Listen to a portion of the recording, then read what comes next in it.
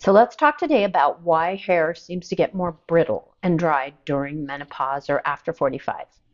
So how you know it's happening is you're going to see, brittle, it gets damaged much more easily. It doesn't snap back like it used to. And when you curl it, like it won't keep its curl. It just doesn't behave the way it did, say, in your 20s and 30s. It's a pretty common problem. So why it happens and why it shows up is generally hormonal. Our hormones are shifting.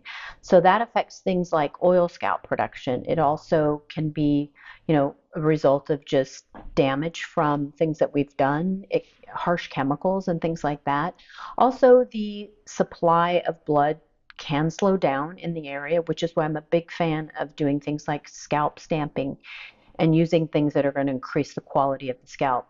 So it is more common than you can think. It's also something that a lot of women deal with. And so, how to prevent it? So, because the hair is drying out, because the oil glands are kind of freaking out a little bit because of our hormones, the best way to handle it is treat the hair really gently. So, you don't want to use a lot of high heat. Try to avoid hot dryers. Cool your hair on high, cool. Use the high setting of cool instead of the heat. If you have to do heat at all, do it at the very end for a short period of time. Watch the amount of things like high heat curling irons. Use scalp oils. I love emu oil. It's a great scalp oil. You can also use other things, but that's the one that I love because it really seals in the follicles, the fat part. Other things that you can do are avoiding really tight ponytails. And if you're using bleach and it's making it worse, I would talk to my stylist about finding an alternative that's non-bleach.